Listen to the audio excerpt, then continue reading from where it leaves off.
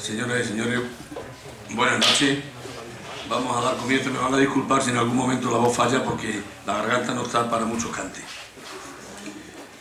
Como viene siendo habitual y como prolegómeno a los conciertos que celebra la Orquesta de Extremadura, tanto en Badajoz como en Cáceres, el día antes se ha fijado como un sistemático ya de traer al director que la actuación de la orquesta vaya a dirigir para que nos informe sobre los contenidos, sobre la obra.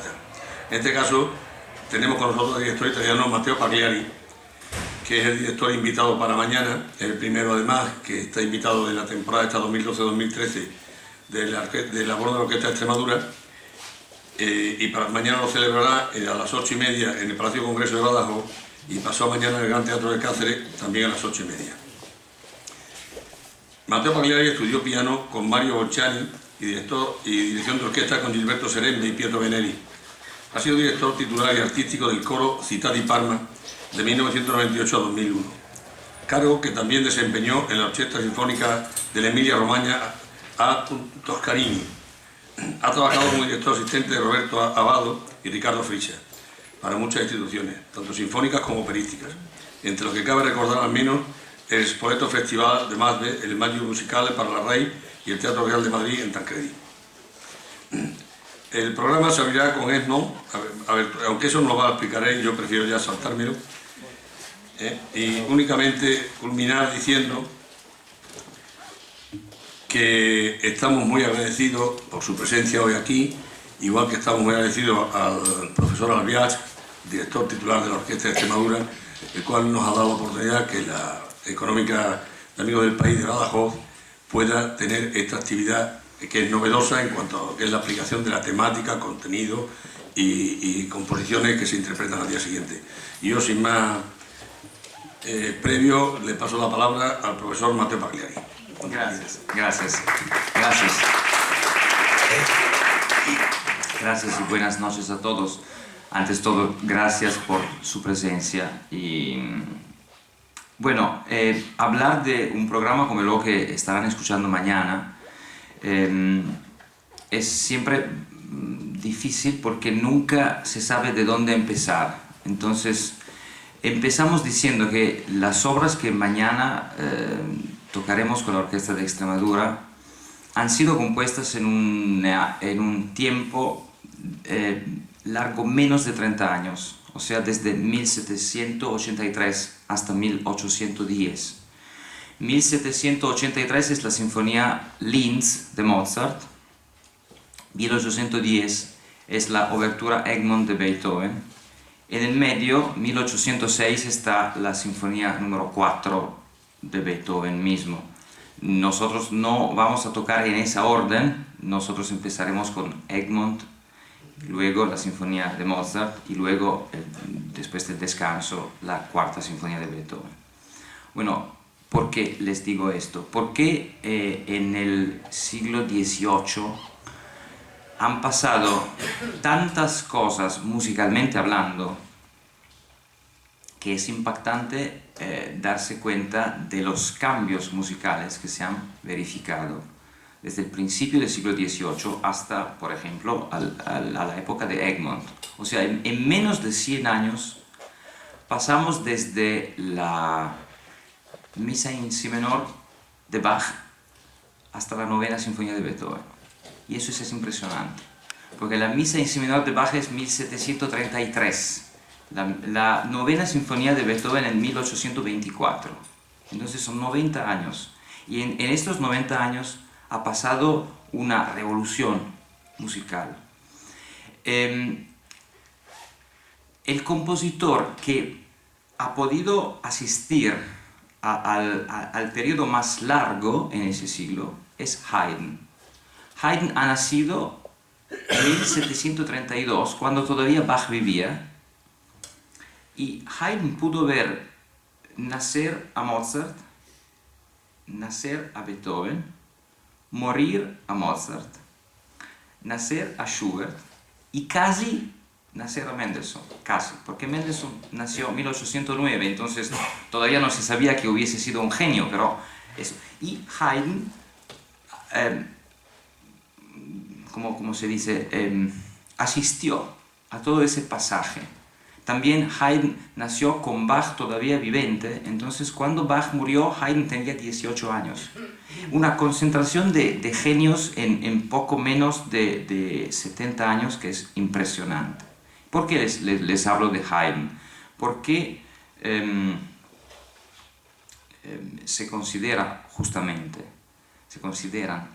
justamente como genios y como compositores inmortales Mozart y Beethoven y Schubert obviamente. Pero en esa época el modelo, sobre todo para los que escribían sinfonías, era Haydn, justamente Haydn. Y todos los compositores se referían a él, hasta Beethoven. Las primeras dos sinfonías de Beethoven son escritas exactamente en el estilo de Haydn. Y la sinfonía de Mozart que vamos a tocar mañana, la 36, es la primera sinfonía donde Mozart empieza el primer movimiento con una introducción lenta. Y ese cliché era un cliché introducido justamente para Haydn. Era Haydn que inventó la introducción lenta como inicio de las sinfonías. Y en ese caso, Beethoven, a la altura de su sinfonía número 36, embraza ese cliché y lo hace suyo. Haydn era el único compositor que se percató que Mozart era el más grande compositor de su época. Era el único. Haydn escribió una letra al padre de Mozart diciéndole: mira, tu hijo es un genio y el mundo hablará de él muy pronto. Y Haydn, siendo él mismo considerado el más grande compositor del mundo, de Mozart y luego de Beethoven. Y entonces es importante reconocer, en italiano decimos dare a Cesare quello che è di Cesare, o sea, reconocer a cada persona su propio mérito. Después de Haydn, Beethoven llega a ser el modelo para la sinfonía y Brahms será el continuador de la tradición sinfónica que Beethoven cambia totalmente. Pero hasta Beethoven, Haydn es el modelo. La sinfonía de Mozart que nosotros vamos a tocar mañana tiene una curiosidad más divertida. Mozart se estaba yendo de visita en Linz, por esta razón la sinfonía se llama justamente Sinfonía de Linz.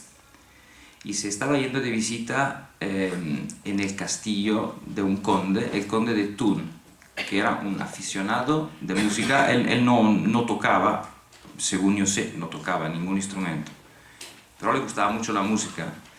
Y yo personalmente he visitado uno de sus castillos que está en Italia, precisamente en una región que se llama Trentino, en el norte de Italia. Hay un castillo de la familia de Thun que todavía pertenece a la familia Thun. Y en ese castillo, que es impresionante por la magnitud y la belleza de los muebles, hay dos fortepianos. Porque a él le gustaba tener maestros de canto, maestros de piano, y Mozart se estaba yendo de visita a ese conde de Thun, que era un señor con bastante plata, y entonces como Mozart siempre tenía su bolsillo mediamente vacío, insomma, aprovechaba de conocer a estos nobles. Y cuando llega en la habitación del conde de Thun, el conde de Thun le dice: bueno, sabe, maestro, desde acá en 4 días habrá un concierto con mi orquesta, acá en el castillo. Y me encantaría que se tocara una sinfonía suya. Y Mozart no había traído ni una hojita de música. Entonces en 4 días él escribió esta sinfonía. Esta sinfonía que es considerada junto a las cuatro que siguen y a la precedente como un monumento. Las últimas 6 sinfonías de Mozart son consideradas casi un testamento, se dice testamento, casi un testamento sinfónico de Mozart, porque es una suma de su arte de sinfonista. Y pensar que una de estas ha sido escrita en 4 días es absolutamente impresionante, sobre todo porque él nunca volvió a revisar la partitura. Entonces la partitura que nosotros escuchamos hoy es la misma que él escribió en esos mismos 4 días. O sea, no retomó la partitura para corregir, para afinar cosas. Así se quedó porque él era Mozart y bueno. Y como me decía,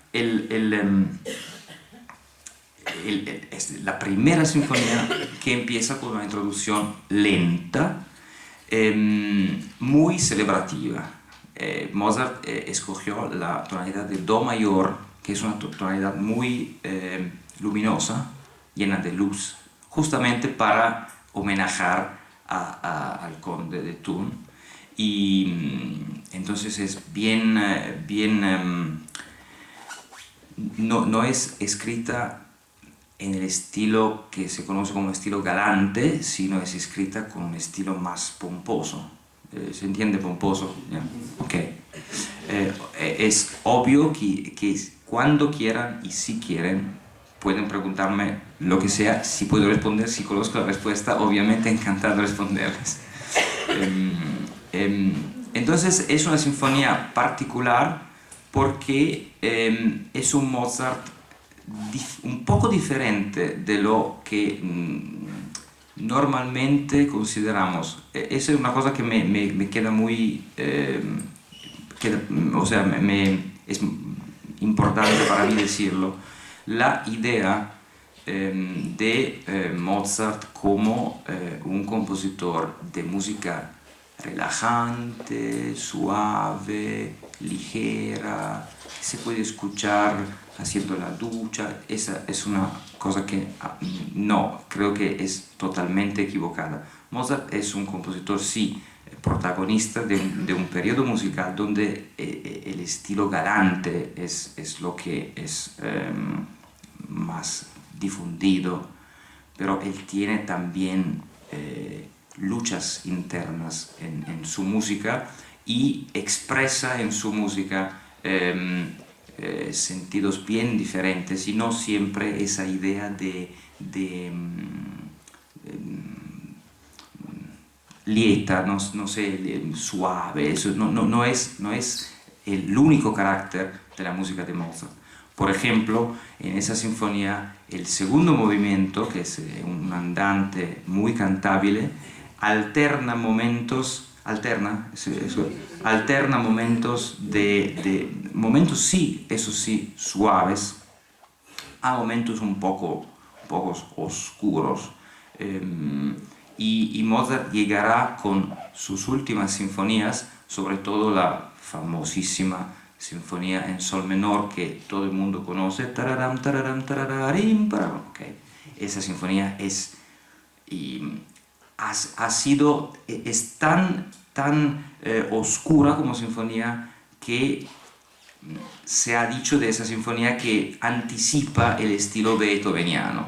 Y siempre en música hay la costumbre de decir que si una cosa es más así es anticipatoria y si es más allá es...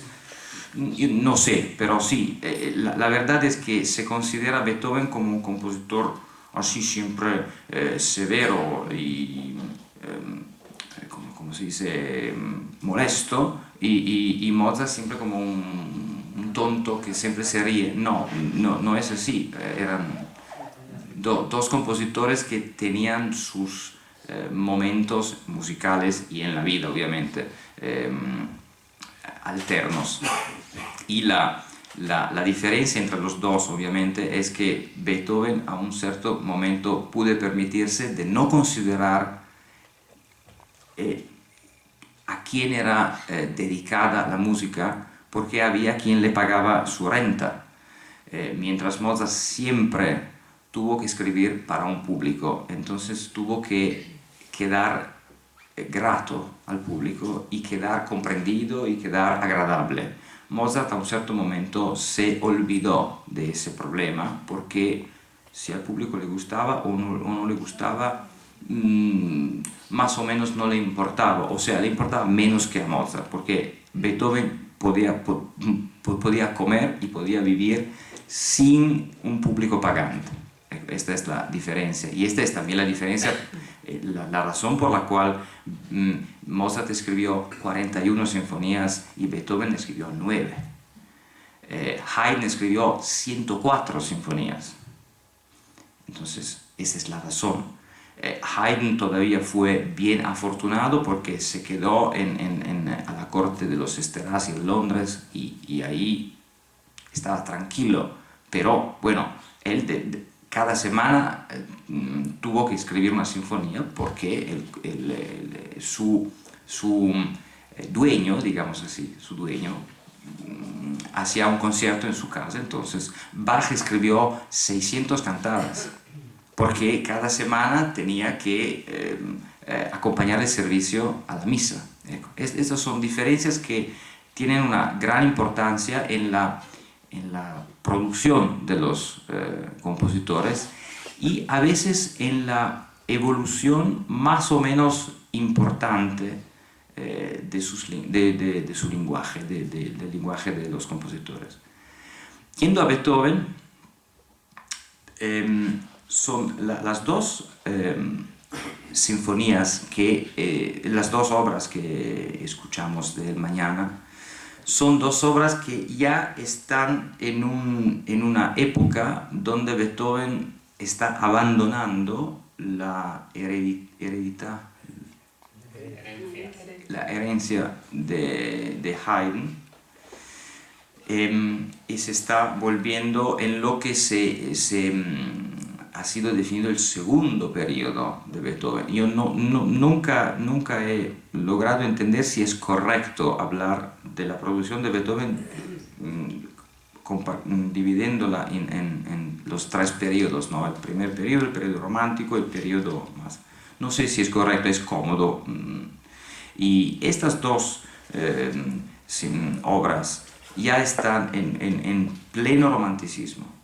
En pleno romanticismo. La cuarta sinfonía fue definida por Schumann como un momento que les leo exactamente lo que dijo Schumann, porque hay una slanciata.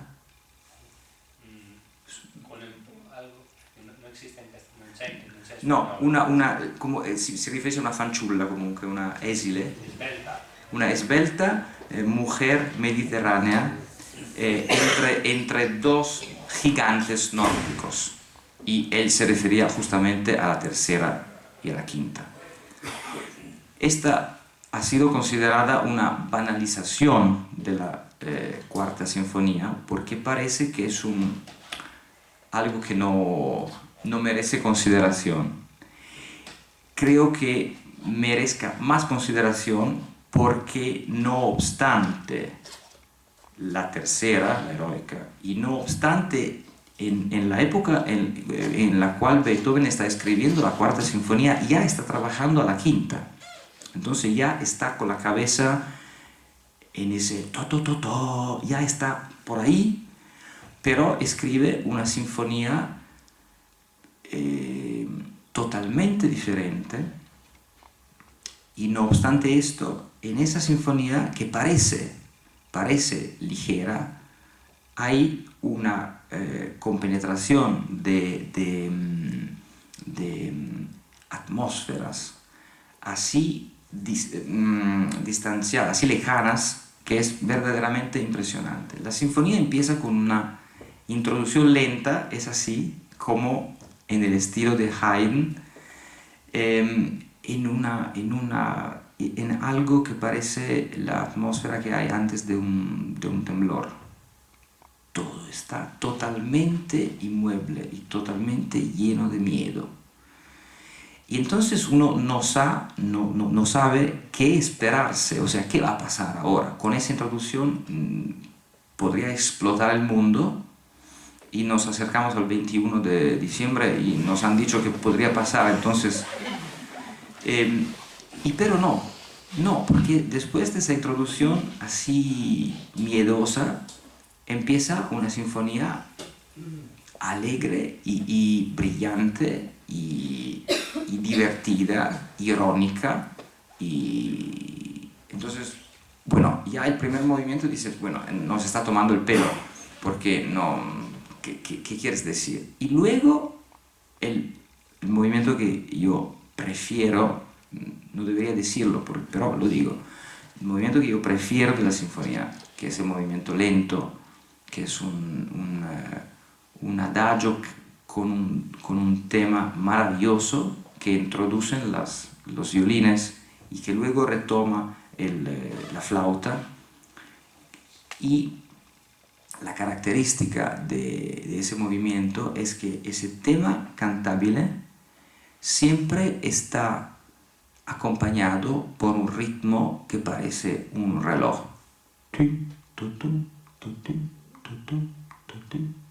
Y todo el tiempo hay ese ritmo, y arriba hay una melodía larga, dulce, y abajo. Y a veces Beethoven lo vuelve en ternura y a veces lo vuelve en tragedia, pero siempre hay.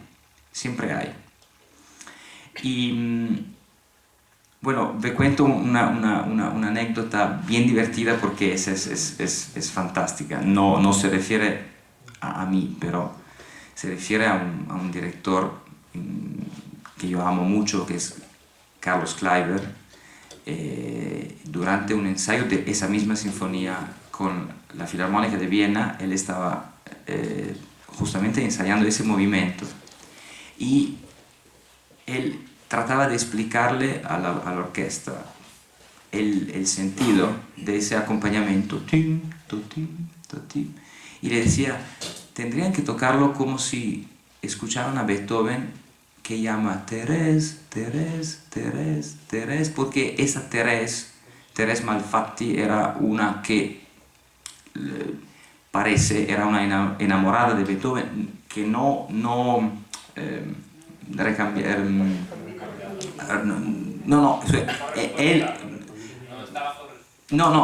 ella no correspondía el amor de Beethoven, o sea,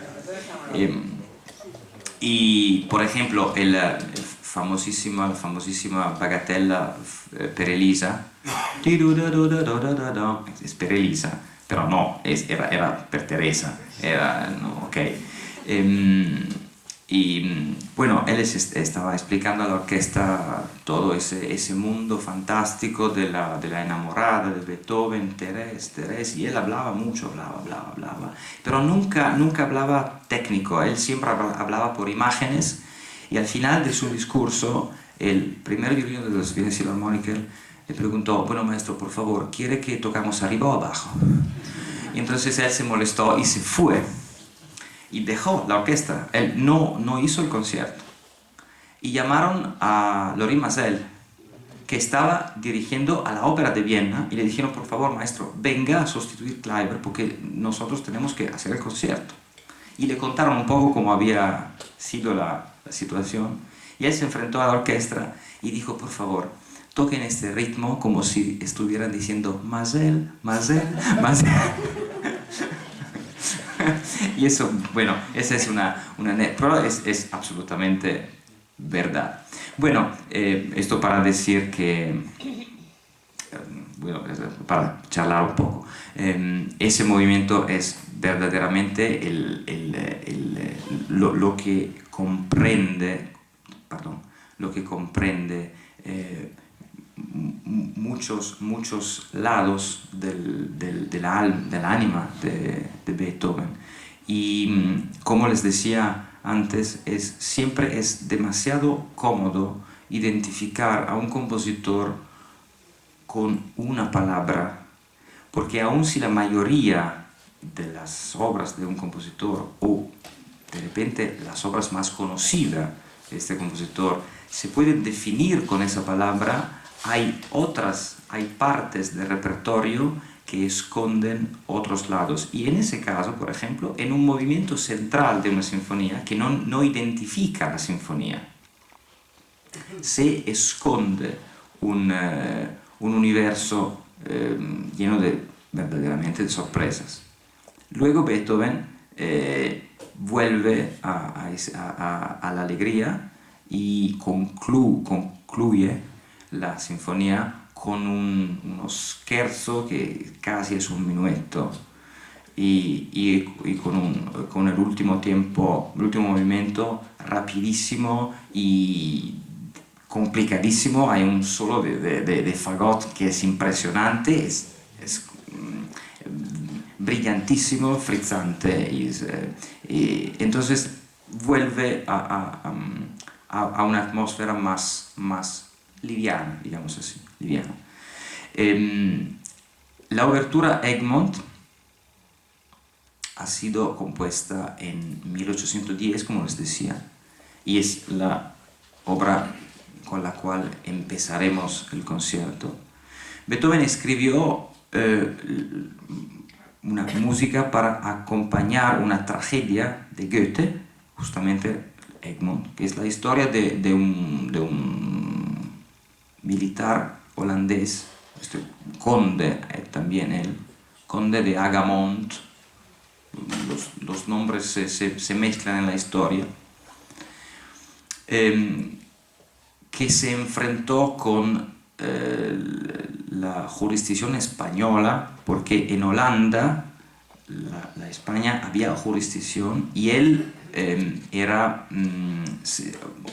como se dice, fue alumno de la escuela militar española, pero cuando el duque d'Alba introdujo la Inquisición española en Holanda, él se enfrentó y luchando, o sea, murió para esa causa. Y típicamente en la obertura hay todo. O sea, Goethe mismo felicitó a Beethoven para haber condensado en 5 minutos, más o menos, de música, toda la tragedia. Luego, obviamente, Beethoven escribió la música de todo para acompañar toda la tragedia. Aún la más conocida es la obertura. Y muy cercana a la Quinta Sinfonía, muy cercana a Coriolano, muy cercana a la Eroica, muy cercana a la Sonata Appassionata.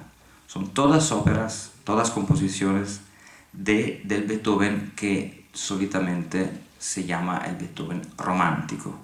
Esas obras son las obras que nos llevan desde el clasicismo hasta el romanticismo. En estos, digamos, 10, 15 años, Beethoven hace una revolución y en ese siglo pasan tantas cosas como nunca más pasarán en la historia de la música. O sea, el siglo XIX ha sido lleno de cambio también, pero no así tanto como el siglo XVIII. El siglo XX ha sido también lleno de cambios, pero no obstante 2 guerras mundiales. Los cambios no fueron, en términos de distancia entre el estilo de la música que empieza el siglo y la música que termina el siglo. La distancia no fue así grande como la que está entre la oferta musical de Bach, 1747, en la novena de Beethoven, 1824.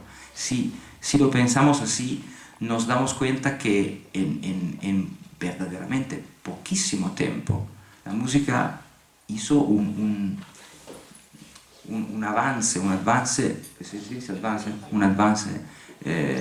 impresionante. Y en esa misma época ha nacido Verdi. O sea, Verdi y Wagner han nacido 3 años después de Egmont. Y 2 años antes habían nacido Liszt, Mendelssohn, Chopin, Schumann. Schubert nació en 1797 y murió justo 1 año después de Beethoven, homenajando a Beethoven con su novena sinfonía, la grande, donde en el último movimiento él homenaje al grande Beethoven, poniendo un tema a los clarinetes que es muy parecido al himno a la joya, ¿cómo se llama en español? Ni el himno a la alegría, perdón. Entonces, en este momento el mundo musical sabe que Beethoven es lo que antes era Haydn. O sea, Beethoven se ha tomado la plaza de compositor sinfónico. Y desde ahí habrá, como ustedes saben, habrá la maledición de la novena. Porque, bueno, Beethoven parece que empezó una sinfonía número 10.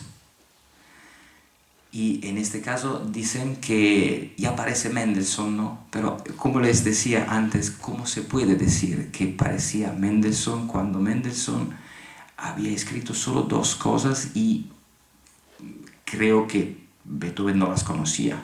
Porque no habían CD y radio como hoy, escucha este nuevo compositor que ha escrito el... No era posible. Mendelssohn era un niño y solo había escrito la obertura del... Sueño de una noche de verano, ¿no? Entonces dicen que esta sinfonía se parece a Mendelssohn. Bueno, de repente es Mendelssohn que se parece a Beethoven. Podría ser. Pero luego Bruckner, Mahler, todos los otros tendrán ¿cómo se dice? Ese asuste de ir más adelante de Beethoven. O sea, después de la novena necesitan hacer algo para confundir. Y por ejemplo, Bruckner sí escribirá 10 sinfonías, pero para no poner el número 10 frente a una sinfonía, llamará su primera sinfonía el número 0. Así que la última será el número 9. Mahler escribe 10 sinfonías, pero su novena sinfonía en realidad es el Canto de la Tierra. Entonces no la llama sinfonía, pero es una sinfonía, es absolutamente una sinfonía. Mahler escribe, cuando pone el número 10, fallece. No puede terminar su 10ª sinfonía. Entonces es obvio que no es ni culpa ni otro de Beethoven, pero es singular, es particular. Pero Shostakovich escribió 15 sinfonías, entonces no, Beethoven no tiene ninguna culpa para haber escrito solo 9 sinfonías. Brahms escribió 4, Schumann escribió 4 y ni se pusieron a pensar 4, mejor 4 porque es la mitad de 9 menos 1, entonces no hicieron este discurso. No sé, ¿alguna pregunta? Porque yo estoy hablando y hablando y hablando, me falta agua y estoy hablando desde media hora. No. ¿Cómo? Sí, ahora se puede también empezar si tienen alguna pregunta. Yo siempre había oído decir que las primeras sinfonías de Beethoven se parecían a Mozart. Y dice usted que es Haydn. Sí, pero he leído claro, la realidad es que es también Mozart que toma como modelo Haydn. Entonces sí, se parecen a Mozart, pero al mismo tiempo Mozart ha tomado el modelo de Haydn. Entonces es una época donde están actuando Mozart, Haydn y Beethoven, y el estilo es así que se está moviendo. Y Beethoven, o sea, la estructura de la sinfonía, de las primeras 2 sinfonías de Beethoven, es totalmente haydniana. Introducción lenta, allegro, andante, minueto, final. Es totalmente haydniana. Pero obviamente el lenguaje de Mozart ya se había abierto el camino. Entonces sí, hay cosas que se pueden atribuir más a Haydn, más a Mozart. ¿Cómo se dice? La cuestión es clara cuando se considera que Mozart escribió los cuartetos dedicados a Haydn, justamente, o sea, reconociendo el modelo haydniano. Y Beethoven en los primeros 6 cuartetos de cuerdas, la ópera 18, está continuando ese camino. Entonces no se puede decir ni Haydn ni Mozart, es un Beethoven que está estudiando, en realidad es un Beethoven que está estudiando. El Beethoven, lo que nosotros más conocimos, es el Beethoven desde la heroica hasta adelante. No, te voy a decir que dicen que las mejores sinfonías de Beethoven son las impares, ¿es verdad? No sé. Le digo, él Por lo considera... menos son las más conocidas, eso sí es verdad, ¿eh? 3, 5, 7, 9, sí, tiene razón, pero sí, esto sí. Les digo, él consideraba su sinfonía mejor la octava. Entonces, este tipo de clasificación es muy variable porque depende del gusto. Por ejemplo, a mí me encanta la séptima, me encanta un poco menos... Me encanta un poco menos la pastoral, pero no es que digo que la pastoral no es una buena sinfonía,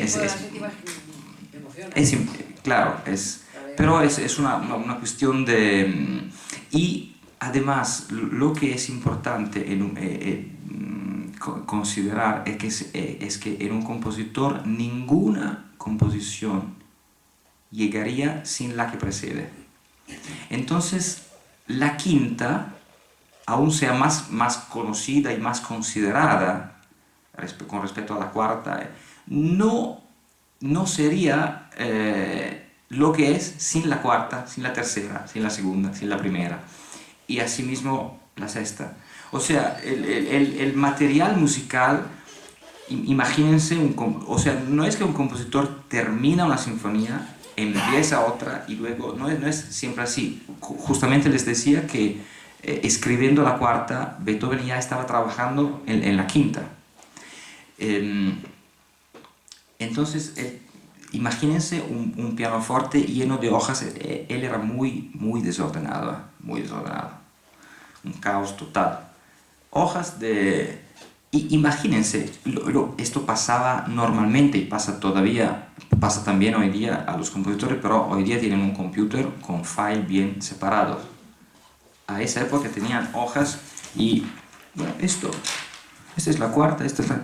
pero esto podría quedar bien en la quinta. Bueno, ponémoslo aquí. Nada más fácil de esto, nada más fácil de esto. Y sobre todo la autocitación, ¿se entiende? Ellos no se preocupaban de repetirse porque no habían CD, no había radio, no habían grabaciones.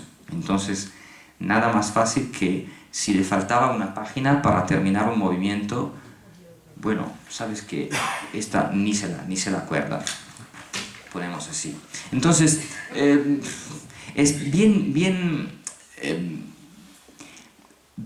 cómodo pensar con compartimenti stagni. No me sale. O sea, Compartimentos cerrados. Compartimentos cerrados, gracias. Pero no, la música nunca ha sido así y menos que más en esa época. Todo era en evolución continua. No sé si respondí bien a su pregunta, pero espero que... Muy bien. Muchas gracias. No, de nada, para nada.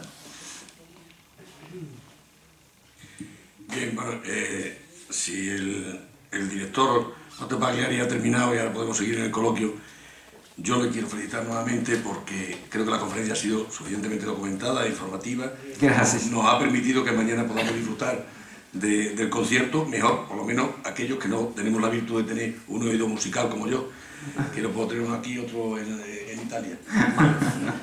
Yo quería felicitarle también por eso y le puedo decir una cosa, le felicito por el dominio del idioma y creo que con los tiempos de crisis que corremos, pues usted manda a su colaborador de idioma al paro, ¿eh? Puede mandar al paro tranquilamente, no hace falta. Sí le voy a hacer una petición. Yo espero que a usted no le ocurra como a ese maravilloso compositor que se enfadó y se marchó, pero que mañana no se enfade, se baje y deje de dirigir. Déjelo para pasar mañana en Cáceres.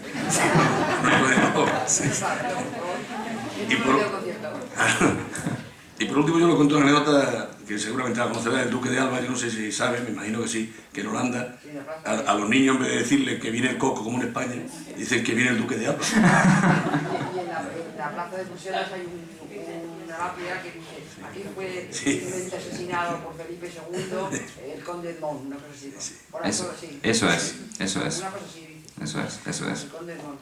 La última cosa que... Asesinado por la intransigencia e intolerancia. Eso es. La última cosa que se me olvidó decirles. Esta semana, sin hacerlo a propósito, es la semana de Beethoven, porque Beethoven nació el 16 de diciembre de 1770. Entonces, ni yo ni el maestro Álvaro Albiach, cuando pensamos a este programa, ni nos ocurrió de pensar en esto, pero feliz combinación. En la semana en la cual terminará el mundo, estamos homenajeando a Beethoven en la semana de su cumpleaños. ¿Quieren ustedes preguntar alguna cosa, Antonio? Yo hoy una cosa rarísima he hablado mucho, me estoy asombradísima.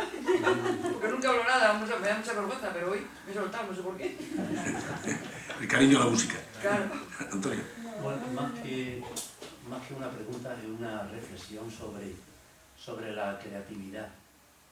Yo creo conocer a una persona que es una joven arquitecta, y cuando encargaban en la escuela trabajo, hacía verdaderas maravillas, a mí me gustaban mucho.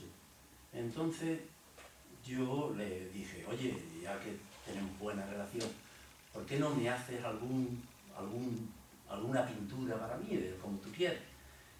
No me apetece mucho. Yo, intentando estimularla, pues le dije: bueno, pues mira, te daría tanto dinero si pintas algo para mí. Y dijo: no pinto porque no tengo nada que decir. Si tuviera algo que decir, lo haría.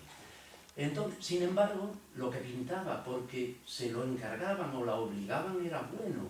Y tenían mucha gracia y era muy bonito. Entonces, a mí me surge la duda cuando a Mozart le encargan la sinfonía y la hace en 3 días. Sí. ¿Y qué pasa? ¿Es malo que te encarguen algo? ¿Es menos creativo? ¿Es más creativo? ¿Cómo surge? ¿Hay algo que decir? ¿Algo que no sé qué decir, me lo invento? ¿O hay camelo en esto? ¿O en una palabra? Que yo me parece bien incluso el encargo, porque estoy diciendo que por encargo se pueden hacer verdaderas maravillas. Que Claro. Las conozco, Claro. por ejemplo, que he puesto, pero me cabe duda, ¿dónde está la creatividad? ¿Qué es mejor? Bueno. Que te encarguen o hacer lo que de verdad te surge. Bonita pregunta y bonita reflexión. La realidad es que Mozart es un poco afuera de esos cálculos, porque él era un genio. Y eso parece un lugar común, pero no, ha sido verdaderamente un genio, pero en su producción que es constituida, digamos, de 626 números de ópera. 626. Toda su producción no es ajena de momentos donde su genialidad está un poco más escondida. O sea, él también necesitaba comer y a veces escribía algo que a él le salía fácil desde cuando era niño, y no todas son cosas geniales. Es así, y afortunadamente han salido de un cargo de 4 días, pero no todas son, o sea, él no ha escrito 41 Júpiter o 41 Linz, ha escrito 41 sinfonías, entre las cuales hay una buena mitad, creo, que son geniales. Pero su reflexión es muy interesante porque el artista romántico, sobre todo, empezando justamente con Beethoven, quiere dividir el pan del arte. No quiere confundir las cosas. Hasta Beethoven las cosas son normales. Esta ha sido una ruina para los músicos, porque a nosotros todavía nos preguntan, bueno, ¿qué haces? Bueno, yo soy músico. No, sí, pero para comer, ¿qué haces? No, soy músico. Sí, pero dime, por favor, para comer, ¿qué haces? Esto se queda, después de 2 siglos, se queda todavía. Pero, como les decía en principio, cuando Beethoven tiene la garantía de haber un sueldo, decide de escribir lo que le da la gana y cuando le da la gana. La Missa Solemnis de Beethoven, que es una de las últimas obras de Beethoven, bien cercana de la 9ª Sinfonía, hubiese debido ser compuesta para la incoronación del arzobispo Rodolfo. Y él demoró 4 años, porque no le daba la gana, y comía igualmente. Entonces, esta es la respuesta a su justa pregunta sobre la creatividad. Cuando la necesidad es distinta de la creatividad, el compositor es el primero que dice, bueno, entonces puedo comer, escribo cuando quiero y lo que quiero. Esta es la razón por la cual, por ejemplo, Beethoven decidió destinar a los últimos cuartetos de cuerdas sus experimentos musicales, porque él sabía que podía permitirse escribir lo que tenía en su cabeza sin miedo que el público no entendiera. Él estaba totalmente consciente que el público no hubiese entendido. Lo sabía. Entonces él escribió, por ejemplo, la 9ª Sinfonía porque esta era para el público, aunque sea innovativa, larguísima, armónicamente ardita, pero no incomprensible.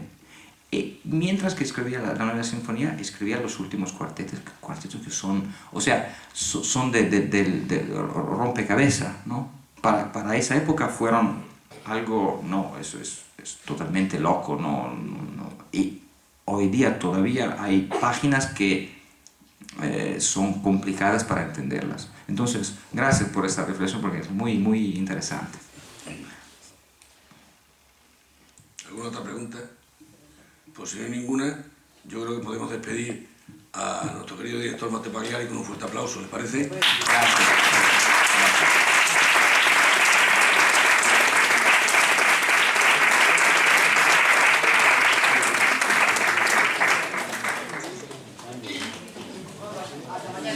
Gracias, hasta mañana.